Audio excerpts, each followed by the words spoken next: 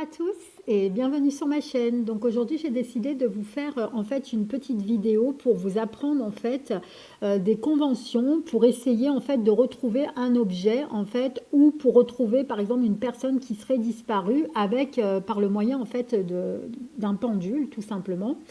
Donc en fait, je ne sais pas si vous vous souvenez, mais l'année dernière, donc pour ceux qui sont anciens, qui ont l'habitude avec moi depuis plusieurs années, qui me suivent sur la chaîne, vous savez qu'on avait commencé en fait à faire en fait des vidéos par rapport à une formation au niveau de la radiesthésie. Donc là, on va reprendre en fait ce genre de vidéo.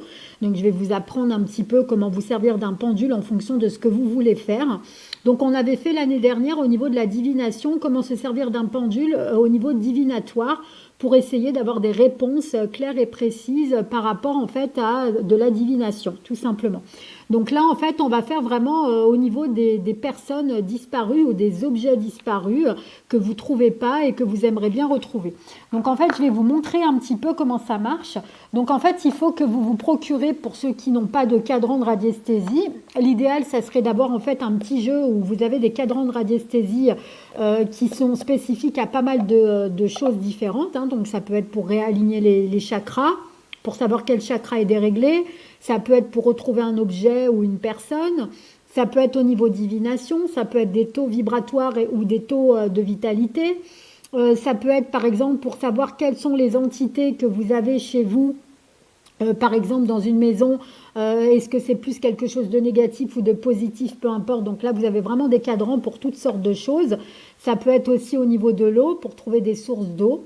Donc ça peut être vraiment pour tout et n'importe quoi. Donc vraiment ce que vous voulez, en fonction de ce que vous voulez, vous prenez les cadrans de radiesthésie qui ont un rapport avec la situation dans laquelle que vous voulez travailler, tout simplement. Donc en fait, la personne qui fait ça, il s'appelle Greg Gasser. Et donc il a fait, on va dire, une trentaine de cadrans qui sont en type de carte de type rond, hein, tout simplement. Et derrière, en fait, au dos, vous allez retrouver le titre par rapport à ce que vous voulez, vraiment ce que vous recherchez. Et donc voilà sa carte de visite pour ceux qui voudraient vous procurer en fait ce jeu de manière à pouvoir vraiment vous initier par rapport en fait à la radiesthésie. Hein. Donc vous allez vraiment trouver dans ce type de jeu toutes sortes en fait en fonction de ce que vous voulez. Hein. Vous allez retrouver plusieurs thèmes différents. Donc moi ce que je vais vous proposer donc aujourd'hui, c'est comment utiliser un pendule pour retrouver un objet ou une personne. En sachant que moi, je ne le fais pas du tout sur la chaîne. Hein. J'avais déjà fait en début, on va dire au milieu de l'année 2021. Et en fait, j'ai pas envie de reprendre ce genre de choses parce que ça m'a pas porté spécialement chance par rapport à cette époque-là. Donc du coup, je vais vraiment, c'est pour ceux vraiment qui veulent s'initier, donc je vais vous apprendre un petit peu comment ça fonctionne pour ceux qui connaissent pas. Hein. Ceux qui connaissent, ils n'ont pas besoin de voir cette vidéo, mais ceux qui connaissent pas, en fait, ça va les initier, on va dire, de manière à pouvoir aider. Ou par exemple, si vous avez vraiment un objet qui vous tient à cœur, que vous retrouvez pas, que vous savez pas s'il est à l'extérieur ou à l'intérieur de chez vous. Vraiment, c'est des choses qui vont vous aider. Donc en fait, il faut prendre un pendule témoin. Donc il faut que vous vous procurez un pendule témoin, c'est-à-dire un pendule en fait qui s'ouvre et où à l'intérieur, vous pourrez mettre par exemple le prénom, la date de naissance de la personne, le nom de famille, ou alors une photo de la personne avec sa date de naissance, hein, tout simplement, que vous glissez à l'intérieur et ensuite vous refermez votre pendule. Et vous vous concentrez, vous pensez bien à la personne que vous recherchez ou l'objet que vous recherchez, hein, peu importe. Une fois qu'il est fermé, vous allez prendre les cadrans qui ont un rapport avec la situation, avec ce que vous voulez. Hein. Donc vous allez prendre un cadran qui va vous donner en fait, par exemple, des endroits, des lieux où ça pourrait se trouver, donc soit dans l'océan, des cours d'eau, des routes, des chemins, des champs, des forêts, maisons, carrières, caves, souterrains, océans, cours d'eau. Donc ça, c'est le premier cadran que vous pouvez utiliser pour pouvoir savoir à quel endroit se trouve votre objet ou la personne que vous recherchez.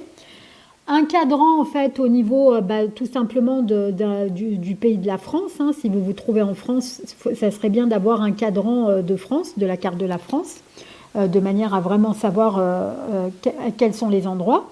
Là, vous allez avoir plusieurs pays différents. Donc pour essayer de savoir à quel endroit se trouve, si c'est à l'étranger ou en France, en fonction de ce que vous recherchez, si c'est plus un objet ou si c'est plus... si par exemple vous êtes parti en vacances dans un autre pays et que vous avez perdu quelque chose et que vous ne savez pas si vous l'aviez laissé pendant les vacances ou s'il est chez vous. Donc là c'est pareil, hein, vous pourrez grâce à ça savoir si c'est à l'étranger ou si c'est en France. Et ça en fait c'est un cadran au niveau du temps pour savoir à quelle période vous allez le retrouver. Donc en fait, c'est très simple. Donc ce que je vais vous proposer de faire, c'est que en fait, vous allez déjà faire une convention avec votre pendule. Donc par exemple, si vous voulez la réponse où il faut toujours garder, en fait, avec le même pendule, il faut toujours garder la même convention quand vous travaillez avec votre guide, parce que ça, en général, on travaille avec son guide pour avoir des informations. C'est souvent avec l'au-delà hein, qu'on travaille. Bon, après, ça dépend des croyances de chacun, mais le 3/4 du temps, en général, il y en a qui disent c'est du magnétisme.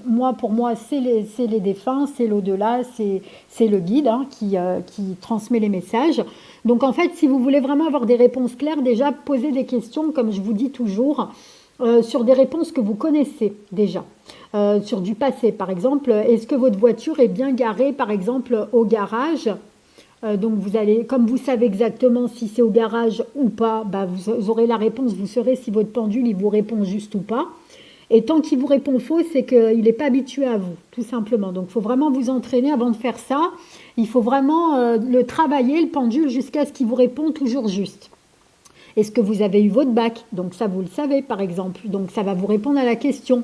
Donc, en fait, c'est oui, non ou peut-être qui va répondre, en fait, le pendule. Donc, le oui, non et peut-être. Donc, le oui, pour moi, personnellement, c'est dans le sens aiguille d'une montre. Donc, c'est avec un rond. Le non, c'est un aller-retour. Et le peut-être, il s'arrête net. Après, il y a des personnes qui font dans le sens des aiguilles d'une montre, c'est le oui. Dans le sens inverse des aiguilles d'une montre, c'est le non. Et l'aller-retour, c'est peut-être. Donc en fait, ça dépend de votre convention à vous. Donc moi, c'est vraiment dans le sens, donc dans les aiguilles d'une montre, ça veut dire un oui. Dans un aller-retour, c'est un non. Et ça veut dire que la personne, elle ne sait pas ou c'est pas le moment, par exemple, d'avoir la réponse, et le pendule va s'arrêter net, donc on saura que c'est ça. Donc déjà, savoir si vous cherchez un objet ou une personne. Donc, on peut déjà commencer au niveau du temps. Donc, on va basculer donc de manière à ce que vous puissiez bien voir, en fait, ce que je fais. Hein. Donc, on va regarder. Donc, si c'est, par exemple, un objet ou une personne, par exemple, on va dire que c'est une personne, à quel moment je vais retrouver la personne?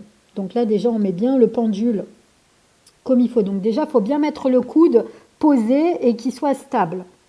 Ensuite, donc vous vous concentrez sur le centre et vous demandez à quel moment je vais retrouver, en fait, par exemple, on va dire mon bracelet. À quel moment je vais le retrouver?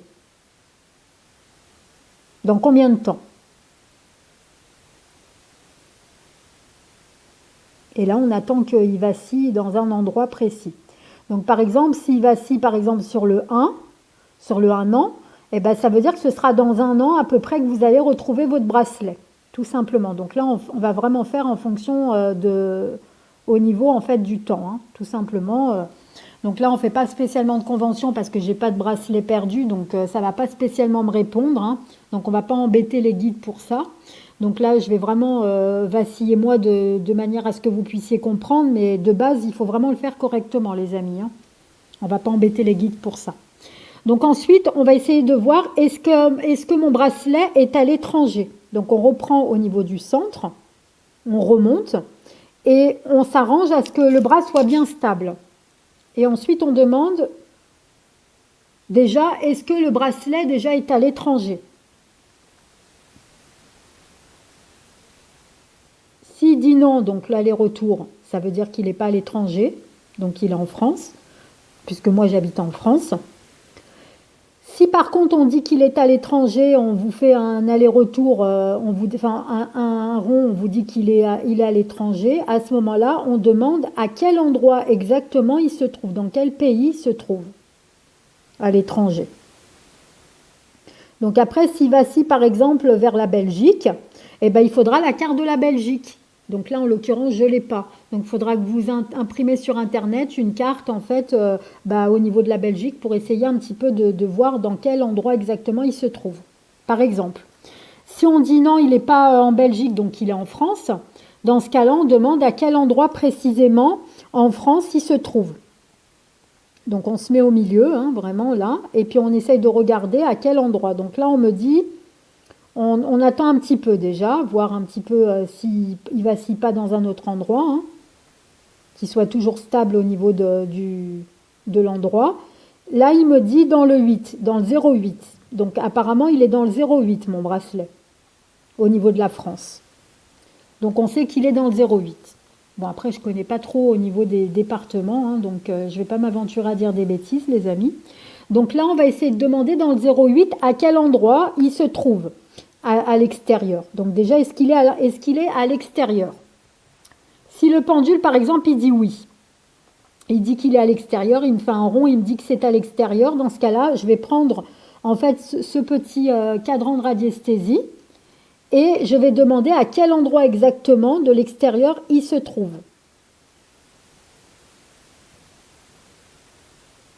S'il me dit, par exemple, il vacille plus vers la forêt, ça veut dire qu'il se trouve en forêt.